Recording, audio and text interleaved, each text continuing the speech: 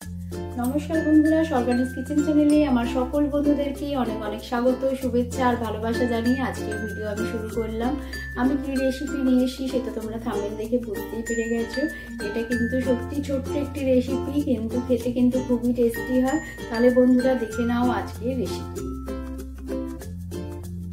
আজকে আমি একটি পাবদা মাছের রেসিপি বানাবো। এর আগে আমি তোমাদেরকে পাবদা মাছের সর্ষে দিয়ে ঝালও দেখিয়েছি আর ভুনা দেখিয়েছি, তেল ঝাল। তোমরা তো নানা রকম ভাবেই পাবদা মাছ খেয়ে থাকো, কিন্তু আজকে আমি যেভাবে পাবদা মাছটা বানাচ্ছি সেভাবে শুধু একবার খেয়ে দেখো, সবারই খুব ভালো লাগবে আশা করি। গরম গরম ভাতের সাথে এরকম যদি পাবদা মাছের ঝোল করে নিতে পারো তাহলে পরে কিন্তু এই দিয়েই ভাত খাওয়া পুরো হয়ে যাবে। তাহলে বন্ধুরা আমি এখানে দেখো পাবদা নিয়ে নিয়েছি, তার মধ্যে একটু নুন হলুদ দিয়ে দিয়েছি আর একটু সর্ষের তেল দিয়ে দিচ্ছি। কেন, পাবদা মাছ কিন্তু ভীষণ পরিমাণে ফাটে, আর যেসব মাছ এর আঁচ নেই ফাটে সেই সব মাছ আমরা সাধারণত জানি সর্ষের তেল দিয়ে একটু ঢাকা দিয়ে রান্না করলে তাহলে পরে কিন্তু ফাটে না। আর দেখো এখানে আমি একটু বড় বড় বেশ বেগুনগুলোকে নিয়েছি। এই বেগুনগুলো কিন্তু বড় বড় ছিল, দু অর্ধেক করে নিয়েছি আমি এই বেগুনগুলোকে। আর নিয়েছি দুটো টমেটো আর একটা পেঁয়াজটা আমি পুরোটাও দেবো না, কিছুটা রেখে দেবো, এই 4 ভাগের 3 ভাগ আমি দেব। তাহলে চলো বন্ধুরা আমি রেসিপিটা তৈরি করে নিই। দেখো আমি কড়াই বসিয়ে দিয়েছি, এবার দিয়ে দিচ্ছি আমি সর্ষের তেল। তেলটা গরম হয়ে গেছে, আমি প্রথমেই কটা বড়ি দেব মাছের মধ্যে, বড়িগুলোকে আমি ভেজে নেব। সবসময় দেখবে পেঁয়াজ আদা রসুন এগুলো দিয়ে কিন্তু ভালো লাগে না। মাছ তো পাবদা টাবদা এগুলো তো আমাদের আরো মাসি আসে, এবং নানান ভাবে একটু ঘুরিয়ে ফিরিয়ে বেশ একটু অন্যরকম ভাবে রান্না করলে একটুখানি মুখ বদল করে বেশ ভালো লাগে খেতে। সর্ষে দিয়ে সবসময় কি ভালো লাগে খেতে, তাই আমি নানান ভাবে এগুলোকে একটু ট্রাই করি যে যাতে একটু অন্যরকম ভাবে করানো যায়। দেখো আমি বড়িগুলোকে কথা বলতে বলতে বড়ি ভাজা হয়ে গেল, এবার বড়িগুলোকে আমি নামিয়ে ফেলছি।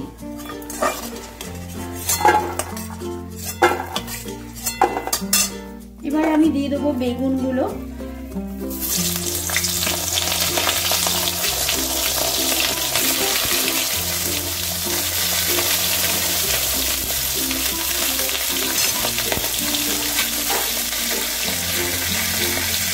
এই কড়ার মধ্যে আমি কিন্তু আলাদা করে আর বেগুনের মধ্যে নুন হলুদ মাখাইনি, এর মধ্যে আমি অল্প একটুখানি একদম হলুদ দিয়ে দিলাম আর দিয়ে দেবো অল্প একটু নুন দিয়ে বেগুনগুলোকে কিন্তু একটু ভালো করে ভেজে নেব।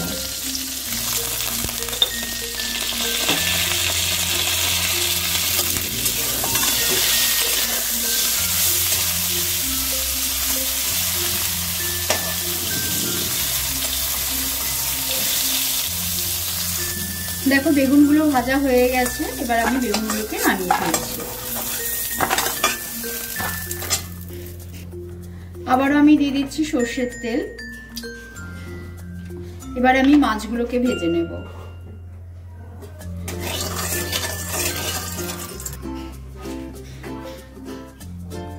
মাছটা যখন ভাজবে তখন গ্যাসের ফ্লেমটাকে একদমই কমিয়ে দেবে, দিয়ে মাছগুলোকে ছেড়ে দেবে।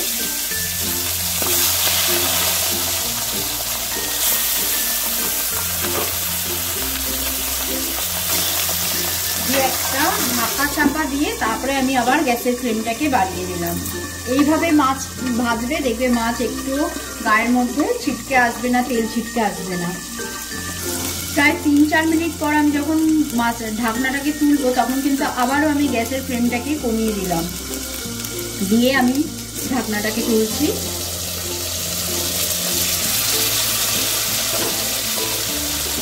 দিয়ে আস্তে আস্তে মাছগুলোকে আমি উল্টে দেবো।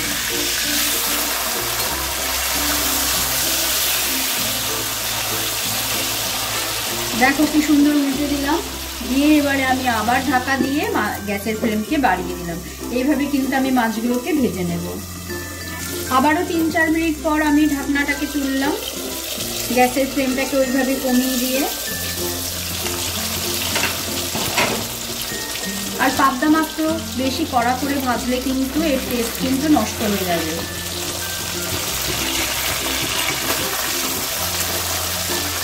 এবার আমি গ্যাসের ফ্লেমটাকে বাড়িয়ে দিলাম। দেখো বন্ধুরা মাছগুলোকে হাই ফ্লেমে আমি কিছুক্ষণ ভেজে নিলাম, এবারে ভাজা হয়ে গেছে। এবারে আমি এই মাছগুলোকে নামিয়ে নিচ্ছি। একই রকম ভাবে আমি সবকটা মাছ ভেজে নিয়ে তারপর তোমাদের সামনে আসছি। দেখো বাকি মাছগুলোও ভাজা হয়ে গেছে, আমি নামিয়ে ফেলছি। এবারে আমি তেলের মধ্যে দিয়ে দিচ্ছি কালো জিরে ফোড়ন। ফোড়নটা ভাজা হয়ে গেলে দিয়ে দেবো একদমই অল্প করে একটুখানি পেঁয়াজ। তোমরা যদি চাও নাও দিতে পারো।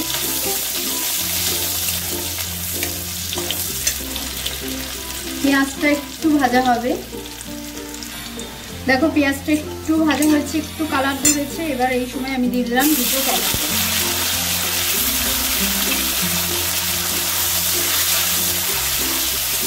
এই মাছটা রান্নার করতে এই জিনিসটাই হচ্ছে টমেটো একটু বেশি দিলে পরে খুব ভালো লাগবে খেতে। এবার এই টমেটোর মধ্যে আমি নুনটা দিয়ে দেবো, তাতে কি হবে টমেটোটা তাড়াতাড়ি গলেও যাবে।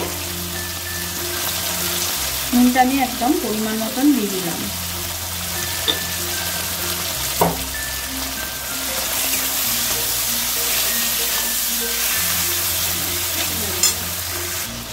দেখো টমেটোটা খানিকটা গলে এসছে। এবার এই সময় দিয়ে দিচ্ছি আমি কাঁচা লঙ্কা। কাঁচা লঙ্কাটা যে যার পরিমাণ মতো কাঁচা লঙ্কা বাটা দিলাম।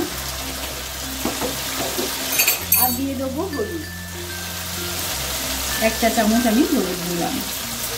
আর কিন্তু কোনো মশলা দেবো না, যা মশলা আমি দিয়ে দিলাম। মানে কোনো তো মশলাই দিলাম না, শুধু নুন আর হলুদ এগুলো তো দিতেই লাগে, আর কাঁচা লঙ্কা বাটা।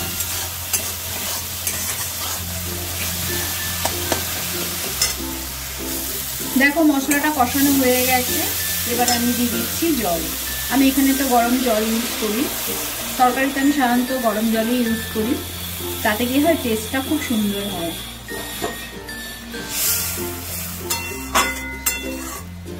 আর একটু দেব।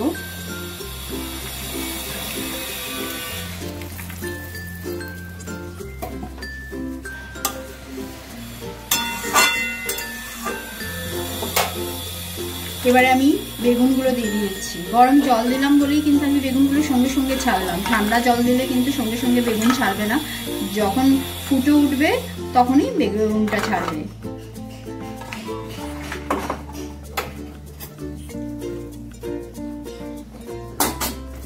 দেখো ঝোলটা ফুটে উঠেছে। এবার এই সময় আমি দিয়ে দেবো মাছগুলো।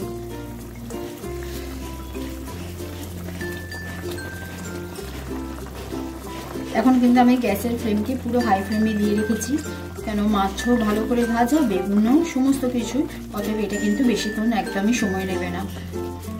আর দিয়ে দেবো বড়িগুলোকে।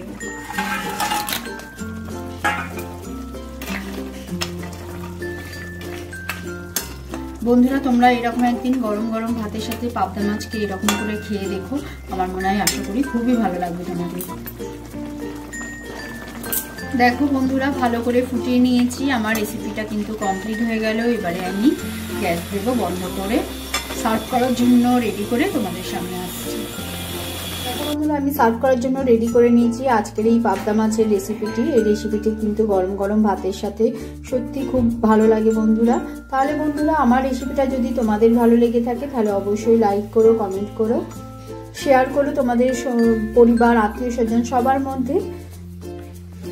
আর যারা নতুন বন্ধু আসছো আমার চ্যানেলে তারা আমার সাথে থেকো, চ্যানেলটিকে সাবস্ক্রাইব করে সকলে সুস্থ থেকো, ভালো থেকো। আবার দেখা হবে তোমাদের সাথে নতুন রেসিপি নিয়ে। আজকের মতন এখানেই, ধন্যবাদ।